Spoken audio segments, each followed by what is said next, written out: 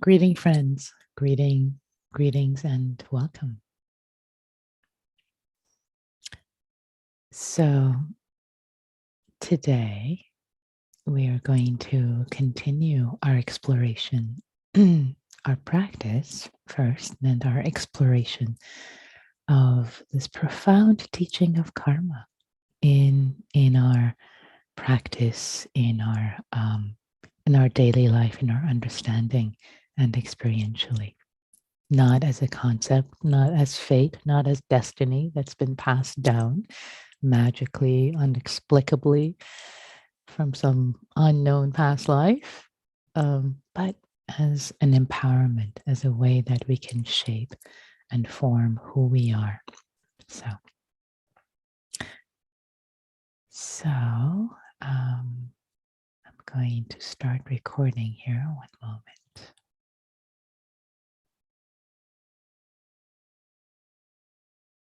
There. Okay. So technicalities out of the way. So let's start sitting together. Let's start sitting together, and I'll say more. So I'd like to invite you to arrive in your seat in this moment in time.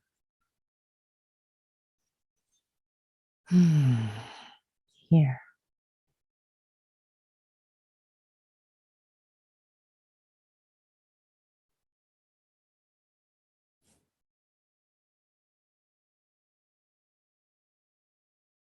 Here.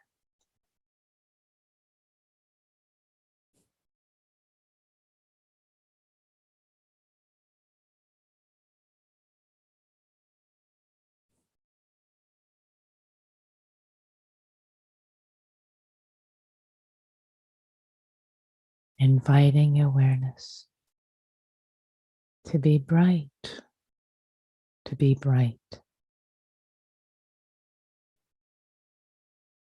and expansive, not as something you do. Awareness is always on. We don't do awareness.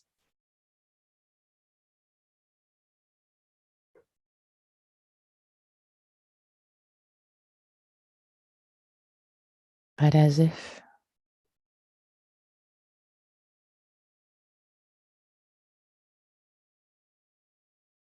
you're landing, you're sitting, you're resting.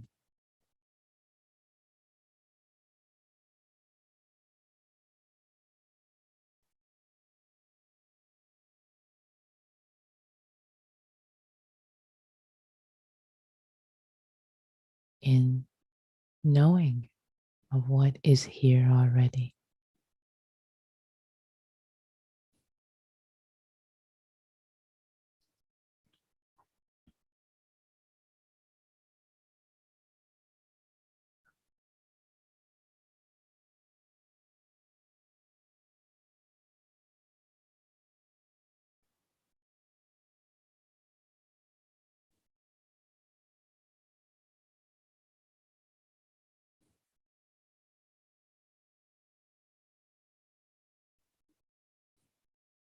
Aware, knowing your intention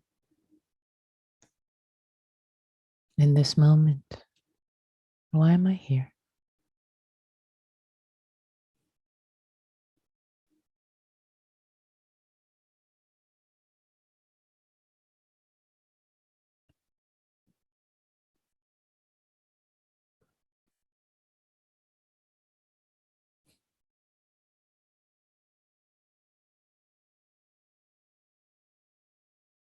Aware of this body. Awareness infusing the body.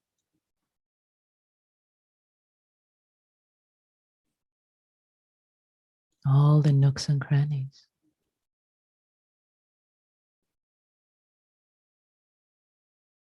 And if and when awareness knows sensations of tightness, holding, it engages with the intention to release, to relax.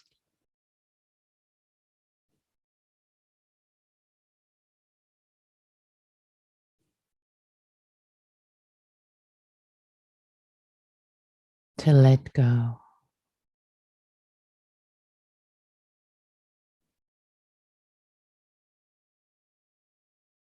Knowing that a relaxed body allows for a relaxed, spacious mind.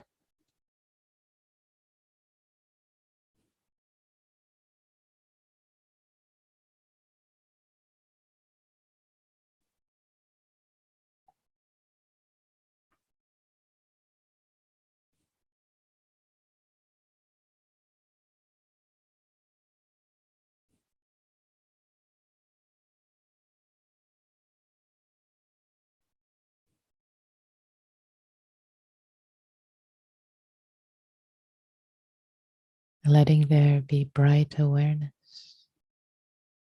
of the breath being received in the abdomen, calming, soothing, settling, stabilizing, connecting and rooting us to the earth.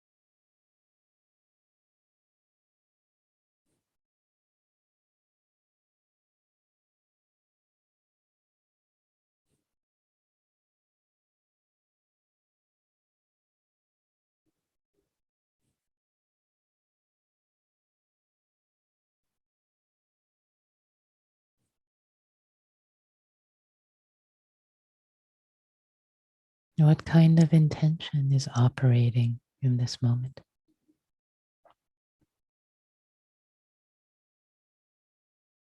What kind of intending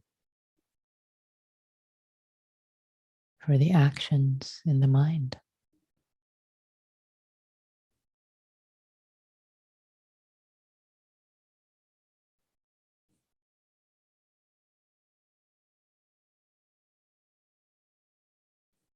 And heart?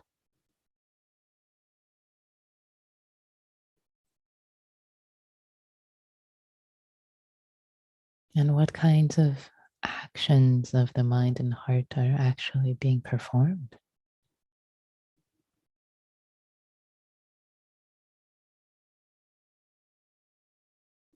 And remember, thoughts are actions of the mind.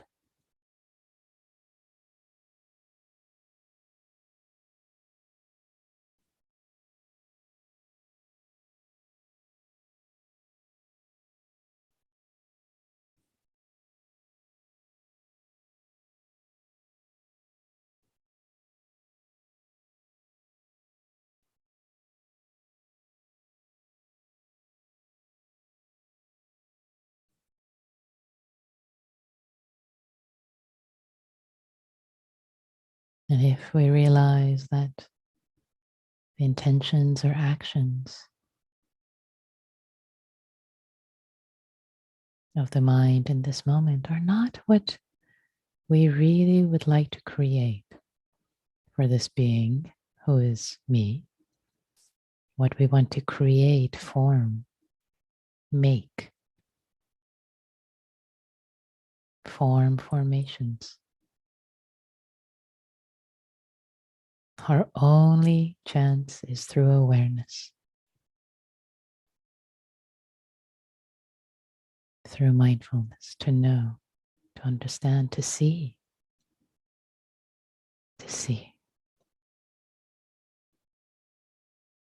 and pause and make a new choice.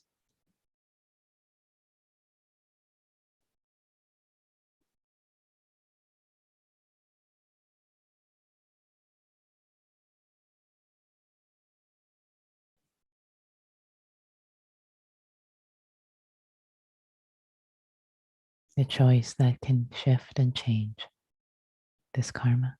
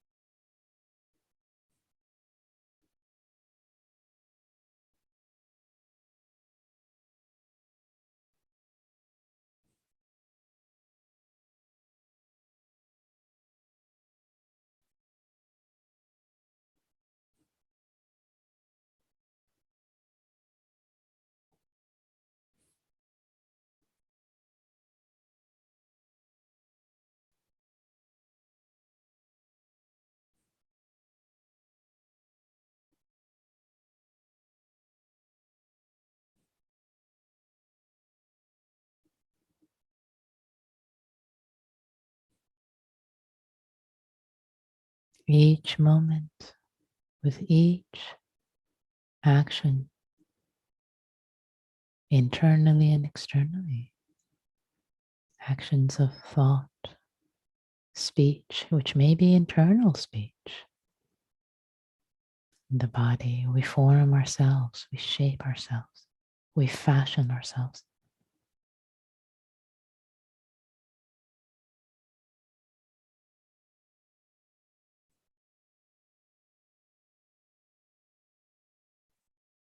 In the future moments to come,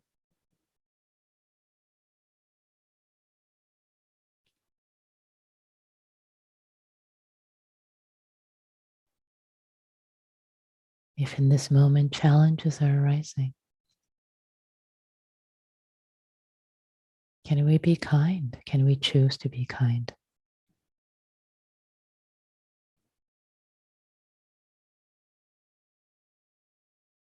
Can we choose to be accepting, allowing, non-reactive, spacious, gentle,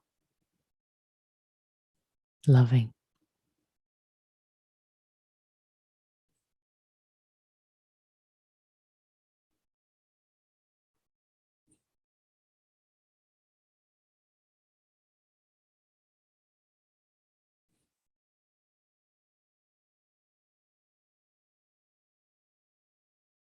Loving to this body, to this heart, to this mind.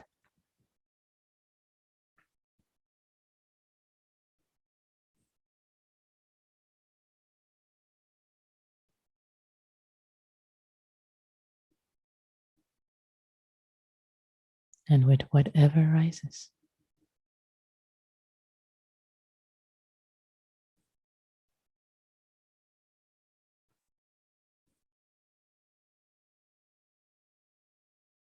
Gentle, gentle.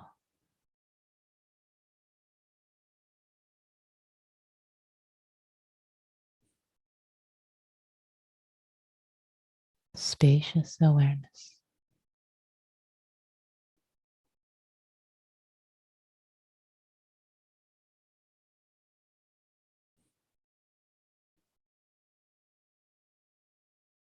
Loving, releasing,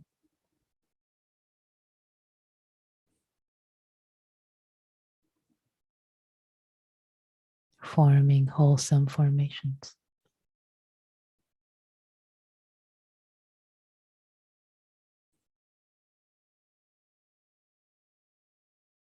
One breath at a time.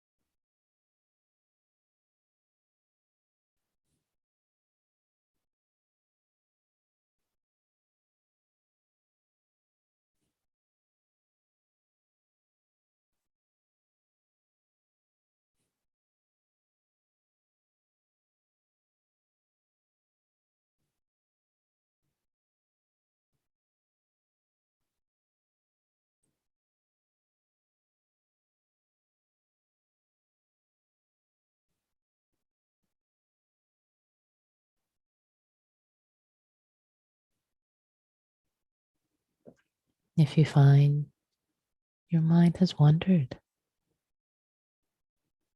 perhaps thinking about thoughts you don't really want to be thinking about, not in this moment, not period. becoming aware, and maybe dropping in the question so lovingly to yourself, oh, sweetheart, sweetheart, what are you creating? What are you creating? What ossified patterns of the mind are you creating in this moment, darling? Let go, sweetheart, let go. Let's create wholesome moments.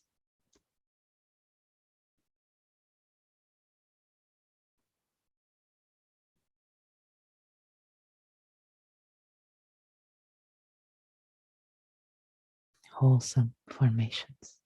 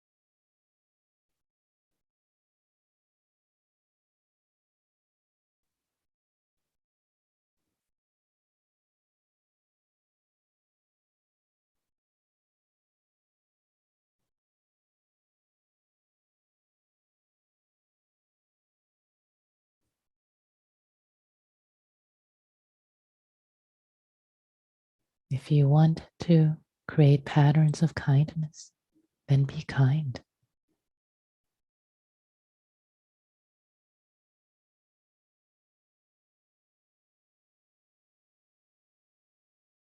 If you want to form formations, patterns of wisdom, then be aware.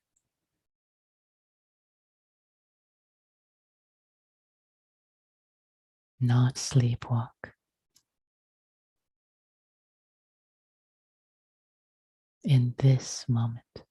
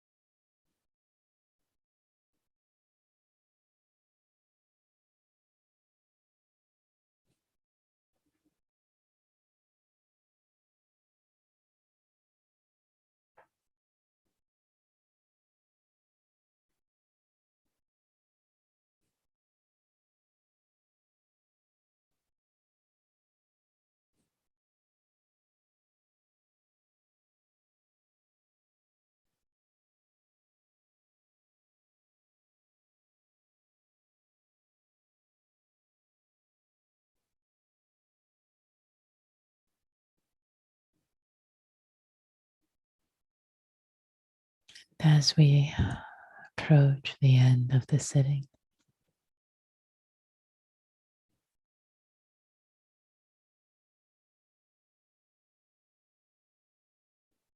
can we connect with a desiring, with an intention for kindness, generosity towards ourselves, without judgment for whatever arose or did not arise? We've done our best, given the causes and conditions passed down previously. And can we create wholesome karma in this moment by being kind to ourselves, appreciative? Thank you. Thank you, dear me, for showing up, for practicing in Sangha, doing your best, and really connecting with this mental act of kindness and generosity, relishing it.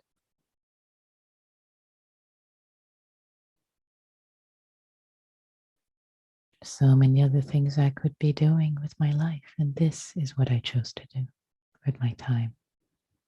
Yay. Appreciation, not attachment to outcome. And offering with generosity again, connecting with generosity. Our collective practice, our collective goodness, sharing it with all beings everywhere, all beings in all circumstances around this world. Those who are well and happy, those who are in neutral state,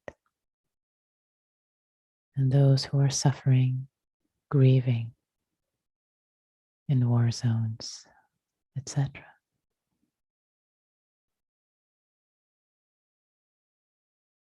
Or any other challenges, offering our goodness, our care to all beings everywhere, including ourselves. May all beings everywhere be safe, happy, healthy, and have ease. May all beings everywhere be free, including ourselves.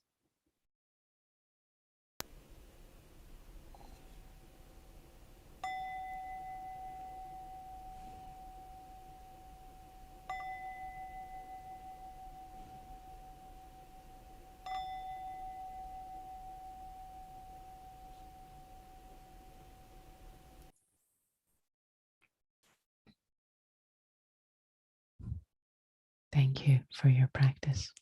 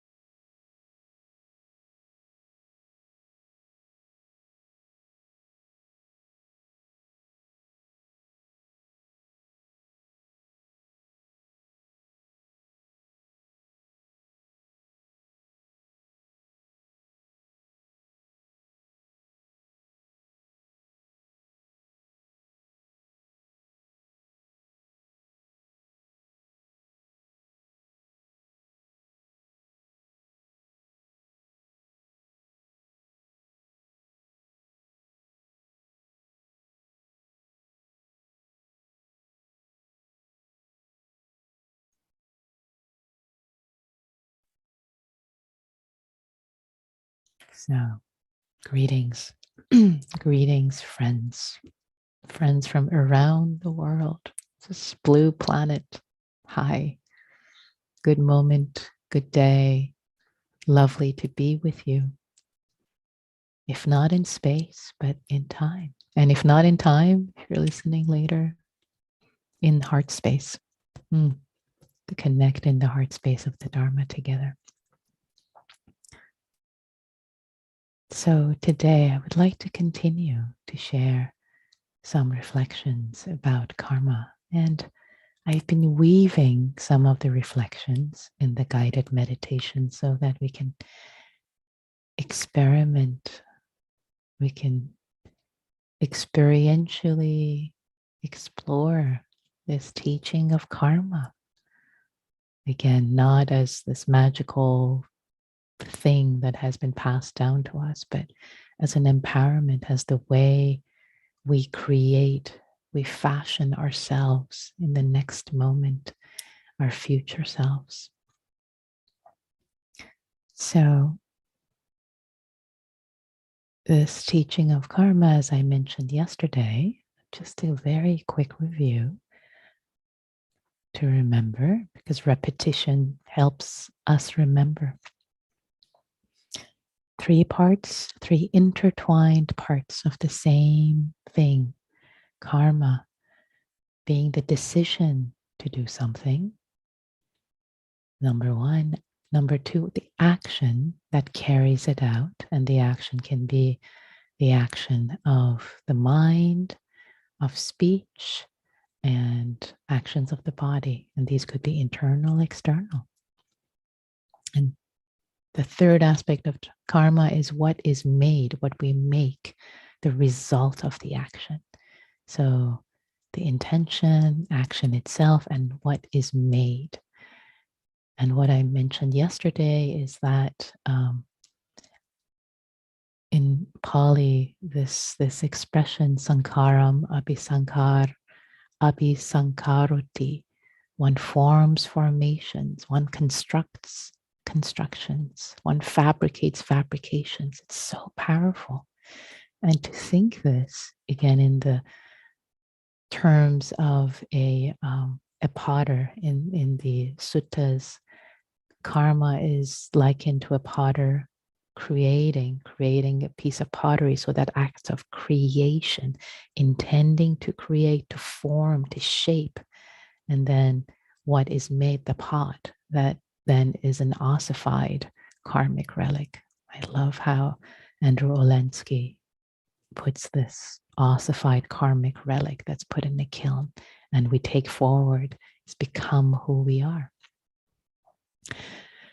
So what I like to add today, well, many things, but we'll see how much time we get, is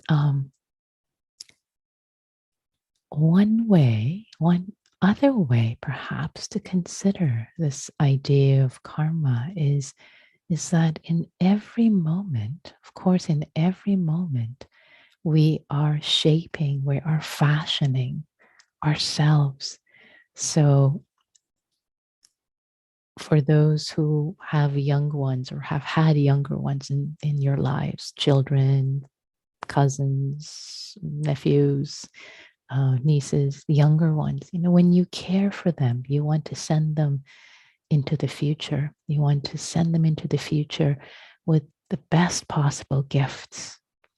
So imagine your future self as your child, as your most important, precious child, this being who is you, whose care is entrusted in you first and foremost. You need to care for this being, for their well-being, for their body, brush their teeth, comb their hair, wash their body, feed them, take them to the dog, really, really take care of this being.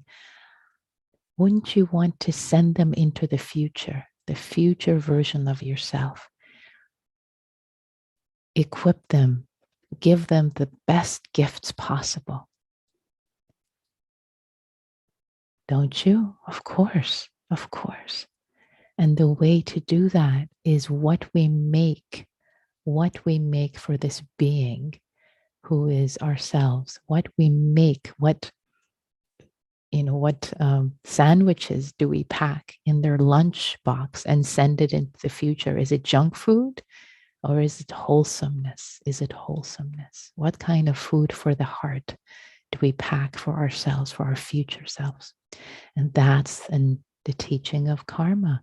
What do we make? What do we fashion in this moment with our intentions, with our actions? Again, actions of the mind, speech internally, externally, actions of the body in the world, and the relic, what is made, what is created, that's sent forward. And Western thought is often concerned about what we do in the world with our actions to bring about external changes that we intend. Whereas Buddhist thought is equally concerned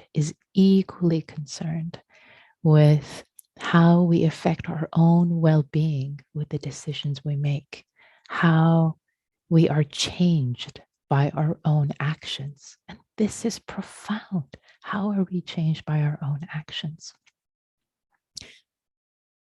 So karma is mainly about how we shape ourselves and how we are shaped by ourselves through our actions moving into the future.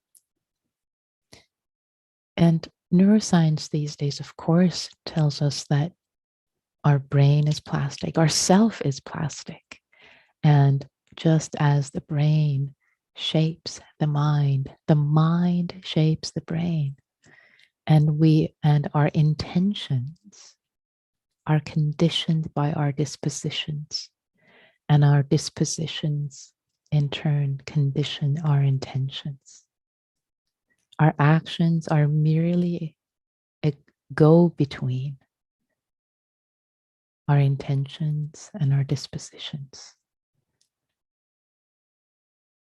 I love this part especially. I love how Andrew Olendzki puts this, that our actions are really the go-between, because our dispositions, again, I'll say this again, it's so beautiful, our dispositions precondition our intentions, and our intentions condition our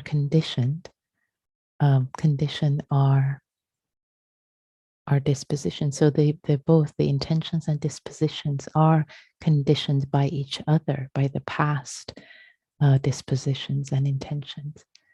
So okay, so you might think, okay, well, wow, okay, how do I change this? How do I change this in the middle of this? And that's where awareness, mindfulness becomes key. Every moment of awareness, we have the chance, we have the option, we have the privilege to shift, to change.